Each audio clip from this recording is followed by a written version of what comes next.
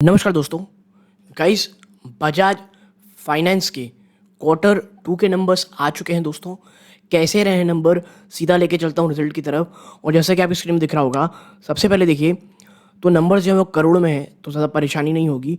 सबसे पहले देखते हैं दोस्तों अब रेवेन्यू में। सबसे पहले रेवेन्यू फ्रॉम ऑपरेशन में देखते हैं। तो इंटरेस्ट इनकम जो कंपनी ने कमाई है इस बार 9,883 करोड़ है। एक क्वार्टर पहले ये मात्र 9,107 करोड़ थी। अब आप देखें इंटरेस्ट इनकम, चाहे वो क्वार्टर ऑन क्वार्टर बेस पे हो, ईयर ऑन ईयर बेस पे हो, बहुत बहुत शानदार कंपनी का जो रिटर्न है वो आज भी कामयाब है। और वो निवेशक देखिए, कल ही के दिन मैंने जियो फाइनेंशियल सर्विस का भी रिजल्ट दिखाया था। आप दोनों का गैप समझिए, ठीक है। एक पूरा पूरा मुझे आपका जब आप रेवेन्यू देखेंगे आपको समझ में आएगा कि अगर आपको कंपेयर करना है या आप कंपेयर कर रहे हैं जियो फाइनेंस का बजाज फाइनेंस के, आपको समझना पड़ेगा अभी उन्हें और बहुत बहुत दूर चलना है जियो फाइनेंस को। बजाज फाइनेंस एक वेल स्टैब्लिश कंपनी है, मैंने पहले भी कहा है। उसने तमाम इकोनॉमी के उतार और चढ़ाव देखे हुए हैं, इसीलिए इन दोनों का कंपेयर करना भी मुझे भी गलत लगता है, ठीक है।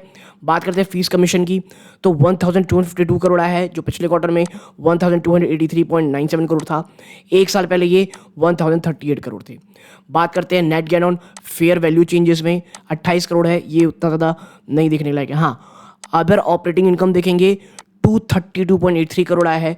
एक क्वार्टर पहले 222 करोड़ था, एक साल पहले 275, यानी ऑलमोस्ट सेम है। आप इन सबको जोड़ लें, टोटल रेवेन्यू कितना आएगा 11,407 करोड़, जो एक क्वार्टर पहले 10,674 करोड़ था, 64 करोड़ था, माफ कीजिएगा। और एक साल पहले 8,602 करोड़ थे, ठीक है। ये शानदार जंप है दोस्तों। और अदर इनकम को मिला करके आप देखेंगे तो ये लगभग उतना ही आपको देखने को मिलेगा, ठीक है। तो आप देखें तो रेवेन्यू ऑपरेशन के फ्रंट पे आपको बजाज फाइनेंस एक शानदार काम करता हुआ दिखाई दे रहा है, ठीक है। अब बात करते हैं भाई साहब खर्चों की, खर्चे कितने ज़्यादा रहे हैं। सबसे बड़ा कॉस्ट होता है इनका फाइनेंस कॉस्ट, 3,351 करोड़ है। एक क्वार्टर पहले 3,013 करोड़ थी, एक साल पहले ये 2,209 करोड़ थी, ठीक है। बहुत ज़्यादा जंप है दोस्तों ये फाइनेंस कॉस्ट में, ठीक है।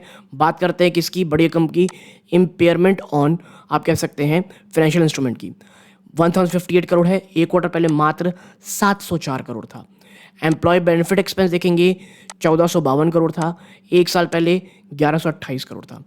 और आप अदर एक्सपेंसेस को मिला के जब इन सबको जोड़ेंगे, क्योंकि देखिए अदर एक्सपेंसेस में 730 करोड़ आया है, जो एक साल पहले 623 करोड़ था।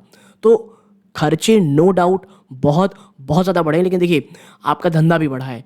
और आप देखें जो आपका प्रॉफिट बिफोर टैक्स आया है वो कितना आया है, 4,190 करोड़ रुपीज़, जो एक क्वार्टर पहले 4,000 करोड़ आप कह सकते हैं था, ठीक है। और एक साल पहले ये 3,335 करोड़ थे, ठीक है। यानी इतने ज़्यादा खर्चा बढ़ने के बावजूद कंपनी ने, मैं ये नहीं कहूँगा कोई बेस्ट परफॉर्मेंस दे दी है, लेकिन हाँ इतनी ज़्यादा परफॉर्मेंस अच्छी दी है, और जो कह सकते हैं quarter quarter year on year दोनों में अच्छी परफॉर्मेंस दी है कंपनी की। लेकिन याद रखिएगा स्टॉक प्राइस ऑलरेडी काफ़ी अच्छा चला हुआ है, ठीक है। तो ये कह पाना स्टॉक भागे या गिरेगा ये उतना ज़्यादा ईजी नहीं रहने वाला है। अब हम देखते हैं भाई कि टोटल कॉम्प्रिहेंसिव इनकम क्या आई है कंपनी की। तो देखिए total comprehensive income for the period की आई है इसमें 3,128 करोड़ रुपीज़। कितना, 3,128 करोड़ रुपीज़, जो एक साल पहले कितनी थी 2,489, और एक क्वार्टर पहले ये 2,990। ईपीएस भी अगर मैं आपको दिखाऊं तो ईपीएस 48.73 से जंप होकर के 51.13 करोड़ हो गए हैं, जो एक साल पहले मात्र 40 रुपये के जस्ट ऊपर थे। तो आप देखें रिजल्ट, आप मुझे पर्सनल पूछेंगे, मुझे ख़राब नहीं लगे, नंबर्स अच्छे आए। बट जैसा कि ये स्टॉक ऑलरेडी भागा हुआ है, तो किस तरफ आप कह सकते हैं स्टॉक भागे गिरेगा ये कोई ज़्यादा कह नहीं सकता, ठीक है। और आप देखें यहाँ पे तो जो कंपनी है दोस्तों, उन्होंने एक आप कह सकते हैं एक इन्फॉर्मेशन भी दी है। आप देखें यहाँ पे, in terms of provision of regulation 30 of SEBI listing regulations, we wish to inform you that company has entered into a binding term sheet with Pennant Technologies Private Limited, Pennant Technologies Private Limited 16 अक्टूबर 2023 को लगभग 8:40 में वो acquisition कर रही है, यानी Bajaj finance acquisition कर रही है 26% इक्विटी स्टेक इन पेनेंट। क्या है कंपनी, क्या करेगी, ये किसी और वीडियो में बताएंगे, लेकिन हाँ जो इन्फॉर्मेशन है वो बताना ज़रूरी था दोस्तों। तो नंबर्स ठीक ठाक हैं, प्लस कंपनी एक्विजिशन भी कर रही होगी, देखना ही होगा बाजार इस रिजल्ट को कैसे लेता है। लेकिन हाँ, मैं ये ज़रूर कहूँगा, ख़राब नंबर्स तो ये कतई नहीं है दोस्तों, ठीक है।